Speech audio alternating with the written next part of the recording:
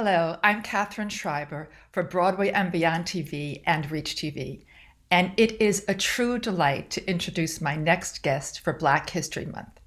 Colleen Jennings Roggensack is not only a friend, but truly one of the most amazing people I know. Her devotion to the arts and her commitment to diversity and community is, well, simply breathtaking.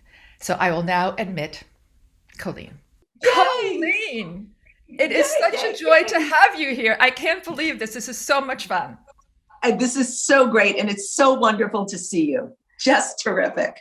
I was looking things up about you last night. I felt like I was writing a thesis. You have done so much. You've gotten so many awards. Your energy is mind-boggling, and there's so many things I want to cover. So I have pages here. I won't be able to get into it, but Colleen, I bow before you. I love this statement that Colleen has made promoting the arts and art. Colleen is the joyous face we see at all the meetings, sitting in the front row with her hand up right away for the first question. You are so beloved by everyone. So now I want to go back to the little Colleen. Were you like that as a child? Were you the first one up in class, raising your hand, sitting in the front row? You know, I was a quiet child. No. And I was terrified to speak publicly. I can remember my parents on parent teacher day, I think I was in the first grade, my parents came and the teacher said, "We know she knows so much, but she's afraid to talk." I have made up for lost time. You loved theater at an early age and you used to watch the Tonys in front of the TV. Did you eat TV dinners? We had TV dinners. The one time, though, we could watch television and eat dinner were the Tony Awards. Yes. My parents just treasured the Tony Awards. And I'll tell you what made me fall in love with Broadway was, you may remember, you probably aren't old enough, but there was a show called Playhouse 60, I think it was called. But they used to do Playhouse 90? Playhouse 90. But they used to do complete staged plays. Yeah. And I was captivated as a small child. And then my parents took us to see Gypsy. I think I was 6, maybe. That's kind of young. I think I was about 6. Racy, yeah, I was kind of 6-year-old. Well, and not only that, but the ushers chided my parents that how dare they go into this show.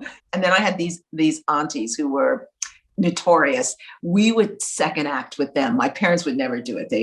But my aunties would say, "We're going to second act." Yeah. And the secret, you cannot do it. You can't do it in my theater. But the secret was you waited for intermission and then you went in and you sat in the orchestra because people upstairs in the balcony never leave their seats. So that was the rule. Yeah. So I saw a lot of work on Broadway, second acting it. You can't do that anymore. I did that. Don't do that anymore. Buy your ticket. I did that too. Okay, so you were also a dancer. So how did that I happen? did. You know what? Partly is that it's why I love this business. You always work as a team. So you have a team of people, and you have a problem to solve, a movement problem to solve, and you solve it together. And I always loved it. I loved dancing. I absolutely loved dancing, which ultimately led me to the job that I have.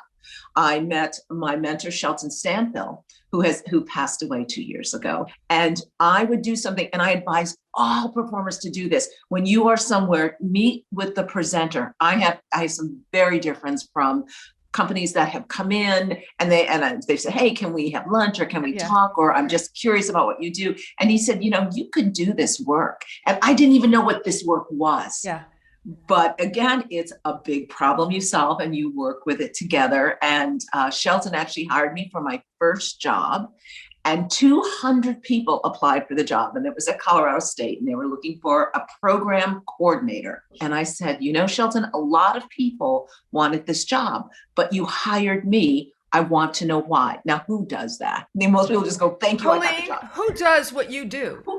I want to tell you the thing he told me, and to this day, I believe it is true. He said, "You can teach anyone to sell widgets, but you can't teach someone passion. Yeah. And I believe it is passion. Catherine, you have passion. It is all of us who work on Broadway. It is what gets us up in the morning. Yes. It's not our titles. It's not the glamour. It's not the money. It's the passion. And you have to. Yes. Yes. And you have to, because you can't imagine doing anything else. Exactly. So yes.